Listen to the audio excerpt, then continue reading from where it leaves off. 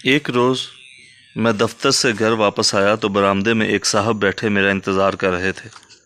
انہوں نے عربی لباس پہنا ہوا تھا اور عطر کی خوشبو میں بسے ہوئے تھے۔ ان کی بڑی شاندار سیاہ داڑھی تھی، آنکھوں میں سرما تھا اور ہاتھ میں سفید منکوں کی تسبیح کھٹا کھٹ چل رہی تھی۔ انہوں نے مجھے بتایا کہ وہ حال ہی میں عمرہ کر کے آئے ہیں اور کل رات داتا صاحب رحمۃ اللہ علیہ کے مزار پر مراقبہ کر رہے تھے۔ داتا صاحب رحمۃ اللہ علیہ نے انہیں حکم دیا ہے کہ وہ میری خدمت میں حاضر ہو کر مجھے تحفہ دیں۔ یہ کہہ کر انہوں نے مجھے ایک جائے نماز، ایک تسبیح اور آب زمزم کی سر بمہور کپی اور چند کھجوروں کا تحفہ دیا، اور ساتھ ہی فرمایا، حضرت داتا گنج بخش رحمۃ اللہ علیہ کا فرمان ہے کہ میں آپ کو اپنے ساتھ لے کر ان کے مزار پر حاضری دوں۔ آپ وضو کر کے تیار ہو جائیں، میں آپ کو لینے آیا ہوں۔ یہ نادر شاہی حکم مجھے عجیب سا لگا۔ بھلا داتا صاحب رحمۃ اللہ علیہ کو کیا پڑی ہے کہ وہ ایک اجنبی کو اس طرح میرے پیچھے بھگاتے پھریں؟ ان کی بات کا مجھے یقین تو نہ آیا، لیکن ان کے نورانی وضاحت کے سامنے صاف طور پر انکار کرنے کی ہمت بھی نہ ہوئی۔ میں نے کسی اور وقت حاضری کا بہانہ بنایا تو وہ جلال میں آ گئے اور بزرگوں کے احکام کی نافرمانی کے سنگین نتائج سے مجھے خوب ڈرایا۔ ان کی چرب زبانی سے مرعوب ہو کر میں نے توأن کرن انہیں اپنی کار میں بٹھایا اور داتا صاحب رحمۃ اللہ علیہ پہنچ گیا۔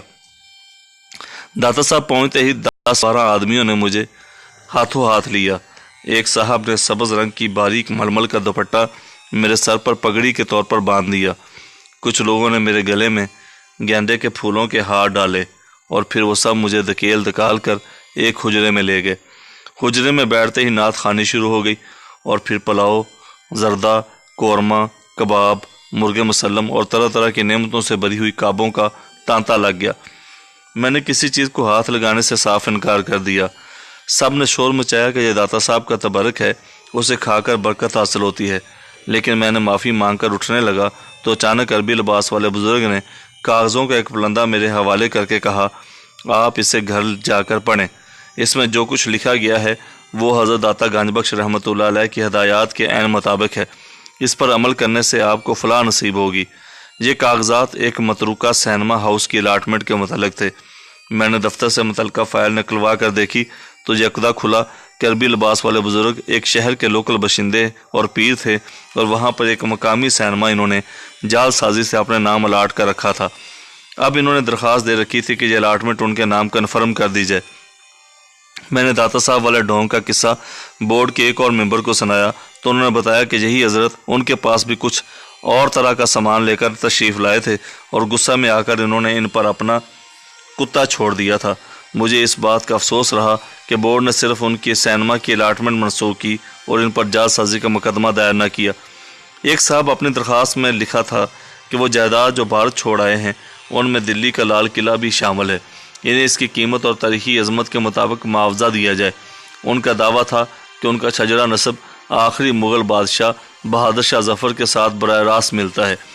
ایک سرکس والے نے اپنے شیر کا معاوضہ مانگا تھا جسے وہ بھارت چھوڑ آیا تھا، اور بورڈ کے ممبروں نے اسے بتایا کہ ہم صرف غیر منقولہ جائیداد کا معاوضہ دیتے ہیں، شیر تو چلتا پھرتا متحرک درندہ ہے، اس کا معاوضہ دینا بورڈ کے اختیار میں نہیں۔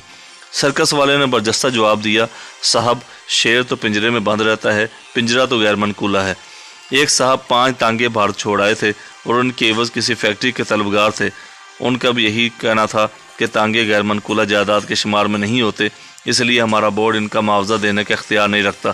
اس پر درخواست دہندہ نے کہا، جناب میرے تانگا غیر منقولہ تھے کیونکہ ان میں گھوڑے نہیں جوتا تھا۔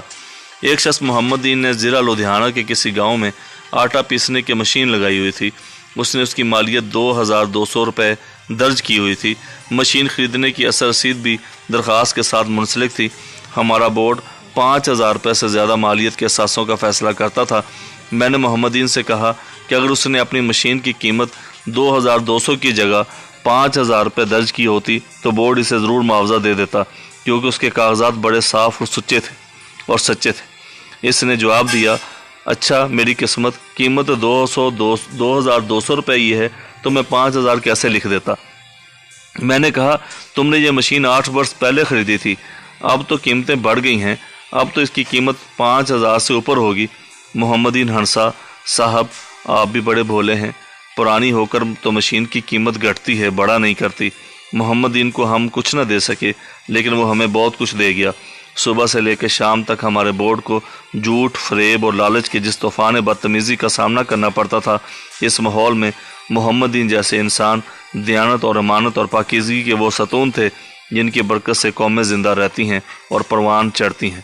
اس طرح کی مزید ویڈیوز کے لیے ہمارے چینل کو سبسکرائب کریں، ساتھ میں بیل آئیکن دبا لیں تاکہ ہر آنے والی لیٹسٹ ویڈیو آپ کو بروقت مل سکے۔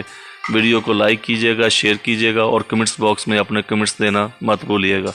ملتے ہیں ایک نئی ویڈیو کے ساتھ، تب تک اجازت دیجیے۔ اللہ حافظ۔